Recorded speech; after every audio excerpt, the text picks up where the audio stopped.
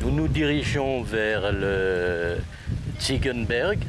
Au sommet de ce Ziegenberg, nous allons trouver ce que la tradition orale appelle le camp celtique ou camp des païens depuis de très nombreuses années, sans que véritablement on ait eu la preuve formelle de la présence celte ici.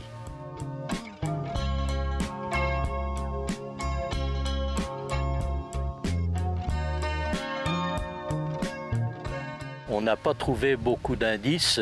Certes, Charles Matisse, le célèbre archéologue niederbronnois, écrit au début du XXe siècle qu'il a trouvé des restes de poteries peintes, des cendres, des vestiges de meules en grès, mais à vrai dire, ceci ne prouve pas que ce soit de l'époque celte, ça peut être beaucoup plus tardif.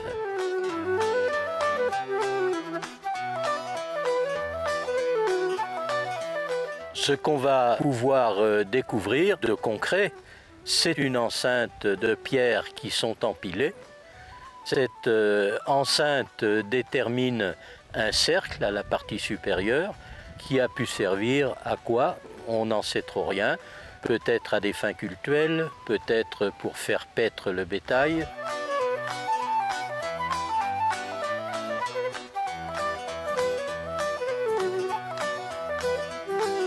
Ce qui nous rattache aux Celtes, ce sont davantage des légendes. Par exemple, la légende du pont des Fées, qui reliait la Wassembourg à ce site camp celtique.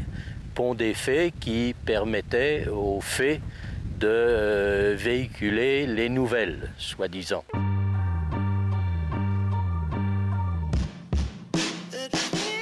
On voit aussi des entailles qui manifestement ont été faites par l'homme et on peut imaginer avoir soutenu des petits abris, des édicules, des maisonnettes, mais on n'en sait pas beaucoup plus au jour d'aujourd'hui.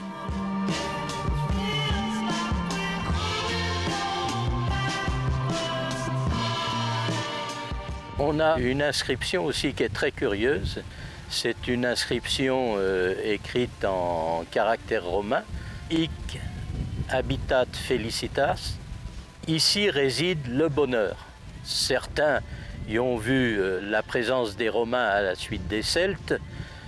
En réalité, cette inscription a été faite, on le voit assez rapidement. Peut-être s'agit-il d'un couple qui a trouvé un moment de bonheur sous les rochers qui sont en dessous de cette inscription.